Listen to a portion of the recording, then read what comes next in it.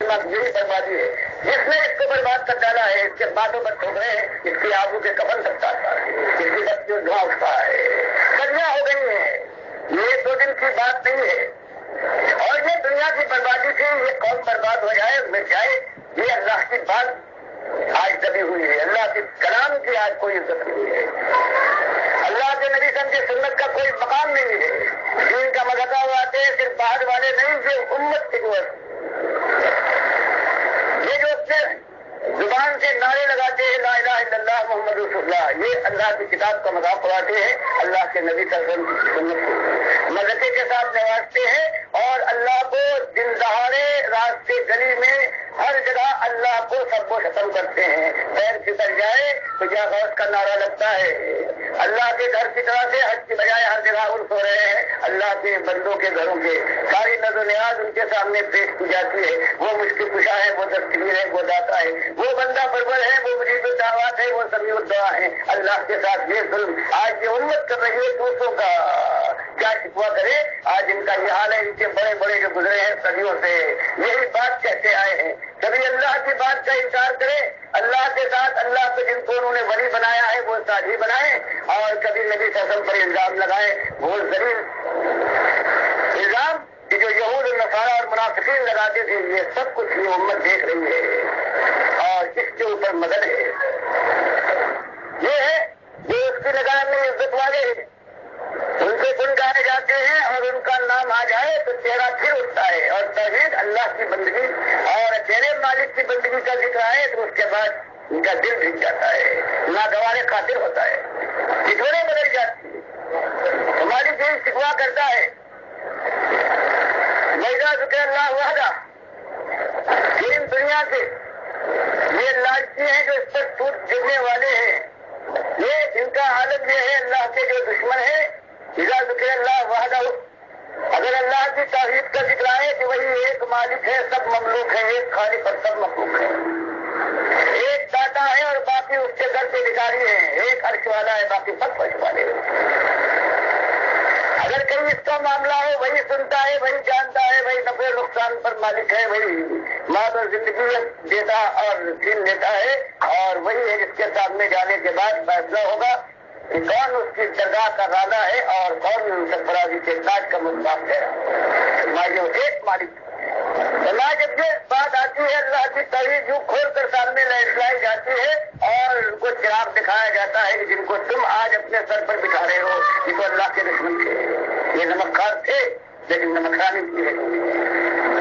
اس کے بعد ان سے دل بھٹ جاتے ہیں.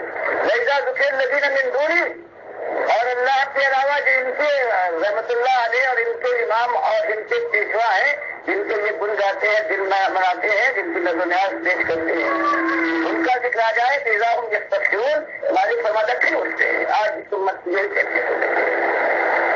جب کہیں میرے بھائیوں آسمان سے یہ انگارے برس رہے ہیں اور زمین اپنا لاوا ابھر رہی ہے، اور یہ دنیا کی ذلت جو ماتھوں پر ٹھوکریں اور منہ پر تھوک کے ساتھ آج آپ دیکھ رہے ہیں، یہ تو بہرحال ایک آگ ہے ذلت کی آگ. لیکن اگر یہی حال باقی رہا تو پھر جہنم کی آگ جو ہمیشہ جلاتی رہے گی. رشتہ داری کی ساری راہیں بند ہو جائیں گی. کچھ سے بچانے کا کیا موقع ہوگا. اس لیے آج اس کا موقع ہے کہ اللہ نے یاد دلایا ہے کہ اگر ایمان کے دعوے دار ہو اور تم دیکھ رہے ہو کہ ہر طرف باہر والے بھی اور اندر والا بھی اللہ کے دین کے ساتھ یہ ظلم کر رہا ہے تو اپنی ذمہ داری پہچانو. مالک فرماتا ہے یریدون لیطفئوا نور اللہ بافواہہم. یہ اللہ کے باغی ہے، ان کا ایک ارادہ ہے، ایک مقصد ان کی نگاہ کے سامنے ہے کہ اللہ کے اس نور کو، نور ایمان کو، اس توحید کے اس نور کو اپنی پھوکوں سے جاتے ہیں. لیکن پروردگار اس کو تمام اتمام تک پہنچاتے رہے گا. اس وجہ سے کہ ایسے لوگ جمع ہو گئے. اللہ کے نبی صلی اللہ علیہ وسلم نے اس بات کو اٹھایا ہے، اپنے ساتھیوں کو آواز دی ہے. تو کوئی دیر کا آیا ہے، کوئی سویر آیا ہے، لیکن سارے مخلص آتے گئے ہیں. چاہے 5 سال لگے ہوں عمر بن خطاب رضی اللہ تعالیٰ عنہ کو، لیکن جب آئے ہیں تو پوری جان کے ساتھ آئے ہیں، پورے دل کے ساتھ آئے ہیں، اور پوری توانائیوں کو انہوں نے میز دیا ہے. یہ اللہ کی توفیق ملی ہے. اور آج ہم ان کے نام لیوا ہے مسلمان گھر میں پیدا ہو گئے ہیں. لیکن جب تک ہم یہ دیکھتے ہیں تو چلو اسلام کا نام لینے میں فائدہ ہے، اس وقت تک تو ہم اسلام کا نام لینے والے ہیں اور بڑے آواز کے ساتھ لیتے ہیں، لیکن اگر کہیں اس میں کوئی تکلیف اور کوئی مصیبت کا موقع آنے لگے تو اس کے بعد چھٹک جاتے ہیں اور گھبرا جاتے ہیں، اور مالک فرماتا ہے دنیا یہ چاہتی ہے اور ہم نے اس کا انتظام کیا ہے، یہ بات دنیا میں نہ ہونے پائے وہ لگی، اور تمہارا مالک تو وہی ہے، ارسل رسولہ بالہدی ودین الحق لیظہرہ علی الدین کلہ ولو کرہ المشرکون۔ لیکن مالک اس کو پسند نہیں کرتا، مالک نے اس کا انتظام کیا ہے اپنے آخری نبی کو،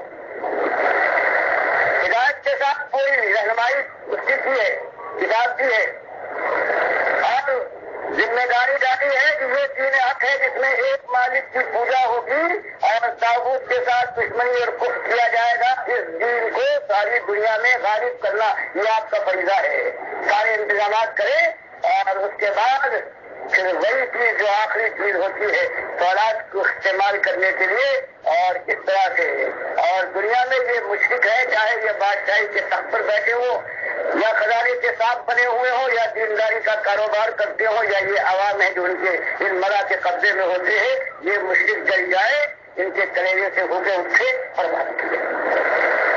ایک مقصد سے ہمارے نبی صلی اللہ علیہ وسلم کا بھیجے جانے کا مقصد یہ ہے کہ خود اللہ کے بندے بنے، بندگی کی انتہا کر دکھائیں دنیا والوں کے سامنے، اور اس کے بعد اللہ کی بندگی کے دین کو دنیا کے سامنے پیش کریں، اس راستے کے اندر چوٹی کھا کر پھیلائے اور زخم اٹھانے کے بعد شیرانہ وار جاگ جائیں، عزت کے مقام آواز دے تو اس ایمان کے لیے اللہ کی بندگی کے لیے ہر چیز کو ٹھوکر مار کر اور ثابت قدمی دکھائے، اور اس کے بعد اولاد کے ذریعے سے اللہ کے دین کو باطل کے مقابلے میں غالب کرتا ہے۔ تو یہ بیان کرنے کے بعد بندگی کا صرف یہ معاملہ نہیں ہے کہ ہم دو تنا کر لی، تم نے نماز پڑھ لی، روزے اور حج زکات کا ادا کر لیے اور جو کچھ فرائض ہے، اور اس کے بعد سمجھ لیا کہ تم نے تیر مار لیا، کامیابی کی منزل اب تمہارے قدموں میں لوٹے کہ تمہارے حق میں حق پہنچتا ہے۔ مالک فرماتا ہے یہ کہا، یہ تو ابتدا ہے، تم عذاب علیم سے ہی بس پڑھ سکتے، اگر تم یہی تک رہے چاہے انتہا میں خلوص کے ساتھ۔ فرماتے دو چیزیں اور باقی ہیں، تواسی بالحق اور تواسی بالصبر۔ یہی تو نبی صلی اللہ کی ذمہ داری ہے کہ خود بندگی کریں، عمل صالح سے ثبوت دے، اور پھر دنیا والوں کو اللہ کی بندگی اور غلامی اختیار کرنے کے لیے بے محابہ خود سرفستہ بما تمر وہ عارض من المشرکین، خود کر بات سمجھاتے کہ توحید یہ ہے، یہ نجس جاتی ہے جس کی کوکھ سے ساری خرابیاں پیدا ہوتی ہیں، یہ کافی ہے جو ایمان کا اور توحید کا یہ حد بھلائی اس سے نکلتی ہے، اور اس راستے میں پھر برداشت کرتے رہے جو آتا رہے کہ ان الذین آمنوا والذین ہاجروا وجاہدوا فی سبیل اللہ اولئک یرجون رحمت اللہ واللہ غفور رحیم۔ ایسا ایمان ہو کہ آپ لگا دے اپنے ماحول میں، ماحول برداشت نہ کر پائے، اور پھر وقت آتا ہے کہ نکاح بات کرے، ہجرت کے مقام آواز دے، فرمایا جو ہمت بد، اس کے بعد لبیک کہنے کے بعد ہر چیز کو ٹھکرا دے ایمان کے لیے، اس کے بعد وجاہدوا، اور پھر یہ نہیں کہ سرکارے کے لیے پیر پھیلائیں اور کمر کس لیں، کبھی اس کے بعد آخری مارکا آ رہا ہے جہاں فوراً استعمال ہوتا ہے، سر اچھلتے ہیں اور سنے چاہتے ہیں۔